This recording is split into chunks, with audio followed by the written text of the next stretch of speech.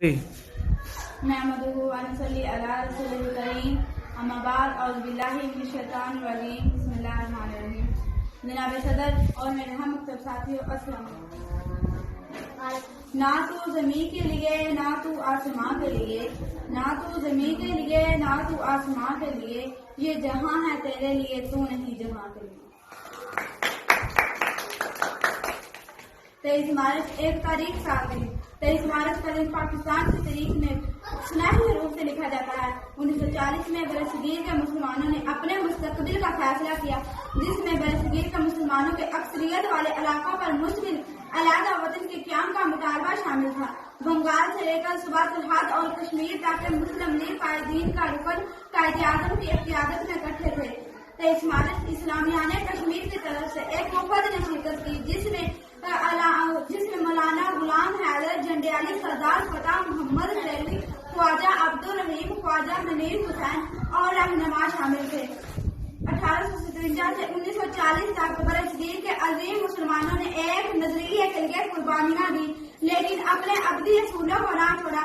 مسلمان معاشی بدحالی کا شکار ہوئے اور انہوں نے اپنی عزت و نفس کو مجروح نہ کیا. ہم وطن کے جانثار ہیں، وطن کے کام آئیں گے. ہم وطن کے جانثار ہیں، وطن کے کام آئیں گے. ہم اس زمین کو ایک روز آسمان بنائیں گے.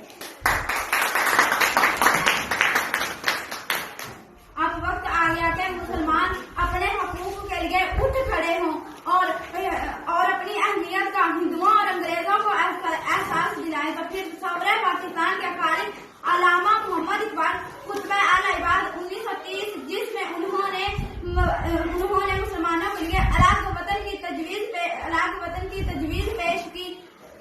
اگر جس کے 10 سال بعد جامع پہنانے کا دن آ گیا، اگر انگریز ہندوستان سے چلے جاتے تو اقتدار ہندوؤں کو ہی ملتا اور مسلمان ہمیشہ کے لیے ہندوؤں کی غلامی میں رہتے. دونوں کے متضاد الخیال قومیں ہیں، دونوں کے مذاہب رہن سہن اور ہر شبہ الگ الگ ہیں، تو پھر ان کا اکٹھے رہنا ممکن نہیں تھا. اس پاس منظر میں 23 مارچ 1940 کو برصغیر کے مسلمان اپنے الگ وجود کا احساس ہندوؤں اور انگریزوں کو دلائیں. اسی طرح دو قومی نظریہ ہے کہ جس پر پاکستان کا قیام عمل میں آ گیا.